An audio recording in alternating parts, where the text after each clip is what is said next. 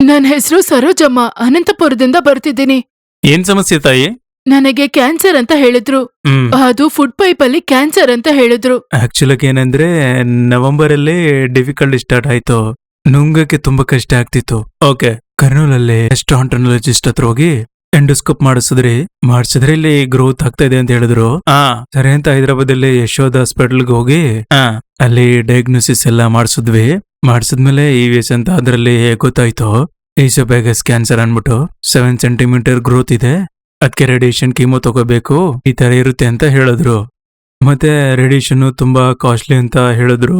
ಮತ್ತೆ ಕರ್ನೂಲಲ್ಲೂ ಅದು ಇದೆ ಅಂತ ಗೊತ್ತಾದ್ಮೇಲೆ ನಾವು ಕರ್ನೂಲಲ್ಲಿ 1 ತಿಂಗಳು ಟ್ರೀಟ್ಮೆಂಟ್ ತಗೊಂಡ್ವಿ ಅದನ್ನ. ಆದ್ರೆ ಸಿಂಪ್ಟಮ್ಯಾಟಿಕ್ ಅಲ್ಲಿ ಆ ರೇಡಿಯೋ ಕೀಮೋಥೆರಪಿಗೆ ತುಂಬಾನೇ ಸಿಕ್ ಆಗ್ಬಿಟ್ರು. ಏನೇ ಕೊಟ್ರು ತಿನ್ನೋದಕ್ಕೆ ಎಲ್ಲಾನು ಹೊರಗಡೆ ಬರ್ತಾ ಇತ್ತು. ಆಲ್ಮೋಸ್ಟ್ ಆಲು ತಿನ್ನಕ್ಕೆ ಏನು ತಗೊಳ್ತಾ ಇರ್ಲಿಲ್ಲ. ಆ ಮೂಮೆಂಟ್ ಅಲ್ಲಿ ನಾವು ಮತ್ತೆ ರಿವ್ಯೂಗೆ ಹೋಗ್ಬೇಕು ಅಂತ 1 ಮಂತ್ ಆದ್ಮೇಲೆ ತುಂಬಾ ಸಿಕ್ಕಾಗ್ಬಿಟ್ಟಿದ್ರು, ತುಂಬಾ ಕಷ್ಟ ಪಡ್ತಿದ್ರು. ನಾನು ಮಾಮೂಲಿಯಾಗಿ ಮೆಡಿಕಲ್ ಟ್ರೀಟ್ಮೆಂಟ್ ಬಗ್ಗೆ ಅರಿವು ಇರೋದ್ರಿಂದ ನಾನು ಮನೆಯಲ್ಲೇ ಟ್ರೀಟ್ಮೆಂಟ್ ಮಾಡ್ತಾ ಇದ್ದೆ ನಾನು. ಆದ್ರೆ ನನಗೆ ಅಷ್ಟು ಕಾನ್ಫಿಡೆಂಟ್ ಇರ್ಲಿಲ್ಲ. ನಂಗೆ ಚೆನ್ನಾಗಿ ಆಗ್ತಾರೋ ಇಲ್ಲ ಅನ್ನೋ ಪರಿಸ್ಥಿತಿಗೆ ಬಂದ್ಬಿಟ್ಟಿತ್ತು ನಂಗೆ ಆಲ್ರೆಡಿ. ಆ ರೀತಿ ಇರ್ಬೇಕಾದ್ರೆ ನನ್ನ ಫ್ರೆಂಡ್ ಒಬ್ರು ಯೂಟ್ಯೂಬ್ ಅಲ್ಲಿ ಕಳ್ಸಿದ್ರು ಅದನ್ನ ಕೇಳಿ ನನ್ಗೆ ಕಾನ್ಫಿಡೆಂಟ್ ಬಂದು ನಾನು ಡೈರೆಕ್ಟ್ ಇಲ್ಲಿಗೆ ಬಂದೆ.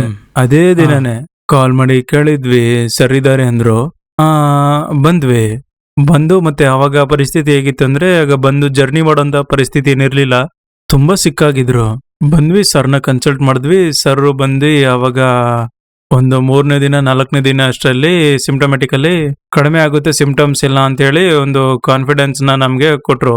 ನಾನ್ ಕೂಡ ಅದನ್ನ ಕೇಳಿದ್ಮೇಲೆ ರಿವ್ಯೂಸ್ ಎಲ್ಲ ಕೇಳಿದ್ಮೇಲೆ ಕಾನ್ಫಿಡೆಂಟ್ ಆಗಿ ತಗೊಂಡ್ವಿ. I think 5th day or 6th day symptoms ಎಲ್ಲ ಕಡಿಮೆ ಆಯ್ತು. ಸೊ ಈ ಸಾಫ್ಟ್ ಡೇಟ್ಸ್ ಲಿಕ್ವಿಡ್ಸ್ ಅದನ್ನೆಲ್ಲ ಚೆನ್ನಾಗಿ ತಗೋಬೇಕು. ಈಗ 1 ಮಂತ್ ಆಯ್ತು.